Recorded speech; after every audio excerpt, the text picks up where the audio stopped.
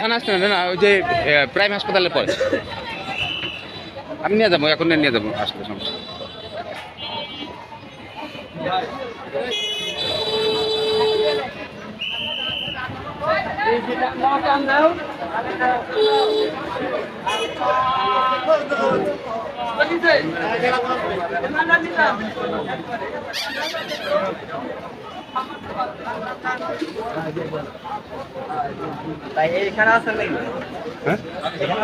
না আমি চলে যাবো, আমি আবার ওই যে ব্লাড ব্যাংকে যাবো, ও পজিটিভ ডোনার ম্যানেজ করি।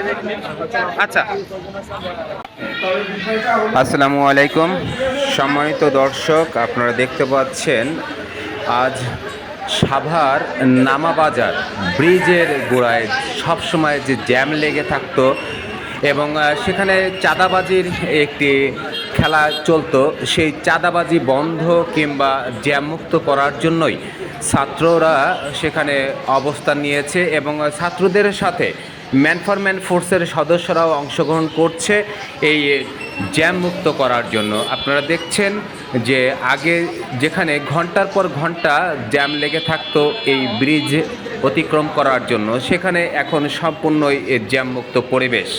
আর এভাবেই যদি সবসময় আমরা নিজেরা নিজেদেরকে সচেতন করতে পারি কিংবা নিজেরাই যদি আমরা এই জ্যামমুক্ত করার জন্য প্রচেষ্টা করতে পারি, তাহলেই প্রতিটি এলাকা জ্যামমুক্ত থাকবে।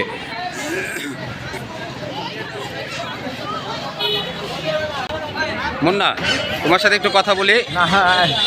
আজকে যে এই যে রোডস ক্লিয়ার করার দায়িত্ব তোমরা ছাত্র জনতা নিয়েছো, কেমন লাগতেছে তোমার? ভালোই লাগতেছে, দেশের কাজে নিজেদের নিয়োজিত করতে পারে, ভালোই লাগতেছে। ঠিক আছে, ধন্যবাদ।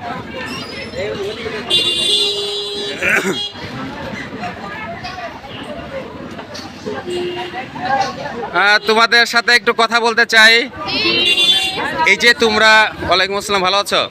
তোমরা এই যে ঝড় বৃষ্টি রোদ কিংবা এত কষ্ট পরিশ্রম করে এই দেশটাকে সুন্দরভাবে সাজানোর যে একটা দায়িত্ব নিয়েছো স্বাধীনভাবে, কেমন লাগতেছে তোমাদেরকে? আলহামদুলিল্লাহ, অনেক ভালো লাগতেছে। আমি যখন সকালে এখানে আসি, আম্মু বলে যে এত রোদের মধ্যে যাবার কষ্ট হবে, তো তখন আমি বলি যে আম্মু, আরো ভাইয়েরা তো কষ্ট করতেছে, আরো আপুরা ওরাও তো কষ্ট করতেছে, এখন আমাদের জন্যই তো, ওরা তো নিজেদের জন্য করতেছে না, তাহলে আমি যেতে কি সমস্যা, আমাকে যেতে দাও। আম্মু বলছে আচ্ছা ঠিক আছে যাও, কিন্তু সাবধানে দেখো। আমি বলছি ঠিক আছে, ওখানে আরো ভাই আপুরা আছে, ওরা তো করতেছে, চিন্তা করো না তুমি। আমি জানবো আমি কিভাবে ঘুরে আসছি, এখানে এসে অনেক ভাইয়া ওদের সাথে কাজ করে আমার আসলে অনেক ভালো লাগছে। মানুষরা কিন্তু মানুষ অনেক ধন্যবাদ। দোয়া করে তোমাদের মাধ্যমে এই দেশের ভবিষ্যৎ প্রজন্মের হাতে সুন্দর একটা দেশ উপহার যেন আমরা দিতে পারি। তোমার কেমন লাগছে? আমার এখানে ভাইয়াপুরের সাথে কাজ করে খুব বেশি ভালো লাগছে। আসলে 2-3 দিন যাবত যখন দেখলাম তখন মনে হচ্ছিল কাজটা আসলে অনেক সহজ, কিন্তু তখন নিজে করছে তখন মনে হচ্ছে না, আচ্ছা যতটা সহজ অতটা না। তার মানে রাস্তায় এতদিন যে ট্রাফিক পুলিশ যারা কন্ট্রোলিং করছিল, তারা শরীরের ঘাম মাথার ঘাম পায়ে ফেলে অজস্র পরিশ্রম করেই তারা দায়িত্ব পালন করছিল, এটা আমাদের স্বীকার করতে হবে। অবশ্যই করতে হবে, এটা আমরা নিজেরাও করে এখন বুঝতে পারছি। ধন্যবাদ।